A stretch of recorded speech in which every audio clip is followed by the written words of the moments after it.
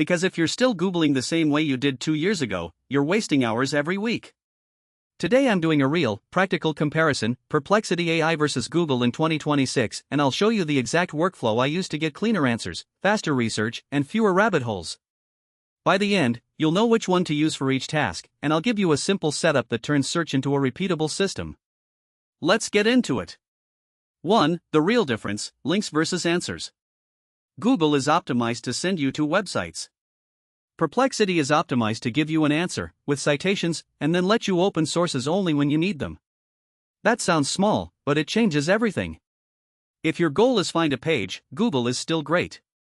If your goal is understand something and act, Perplexity usually wins. 2. The 3-minute research test. Here's a quick test you can run for any topic.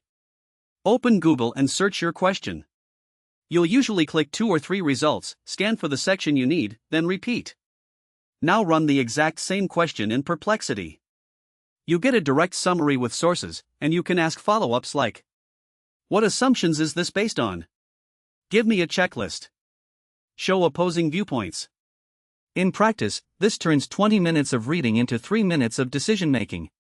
3. When Google still wins. There are 3 situations where Google is still the best tool. First, local intent. Restaurants, maps, phone numbers, store hours. Google's ecosystem is built for that. Second, highly specific navigation. If you already know the site you want, Google gets you there fast. Third, breaking news.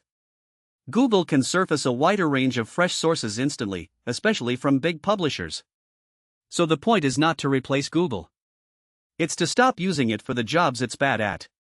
4. When Perplexity wins by a lot. Perplexity is best for learning and summarizing, comparing options, turning research into a plan, and pulling out the so what without you reading 10 tabs. Example, if you're choosing software, don't search best project management tool. Ask, I'm a 2-person agency, we need client approvals, Kanban, and a cheap plan. Compare 3 tools and recommend one. Then ask, what's the fastest way to trial this in 30 minutes? That is search with intent. 5. The workflow, search once, then iterate. Here's the exact workflow I use. Step A, ask one big question. Step B, ask for a structured output, a checklist, table, or framework. Step C, ask for sources, edge cases, and what could go wrong. Step D, turn it into an action plan. If you do this, search stops being random. It becomes a process. 6. My 7 power follow-ups that make Perplexity feel like a superpower. These are the follow-ups I reuse constantly. 1. Summarize in 5 bullets for a beginner. 2. Now summarize for an expert and include nuance. 3. List the assumptions and what would change the answer. 4. Give me a step-by-step checklist. 5. Show pros and cons in a table. 6. What's the quickest low-risk experiment to validate this? 7. If I had only 30 minutes, what should I do first? 7. The bottom line. Use Google when you need locations, navigation, or ultra-fresh headlines.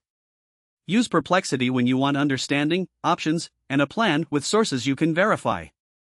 If you want the exact prompt pack and the free AI toolkit I use to run this workflow, I put it all in one place. Go to TheNewMind.pplx.app. New videos every Tuesday, subscribe, and I'll see you in the next one.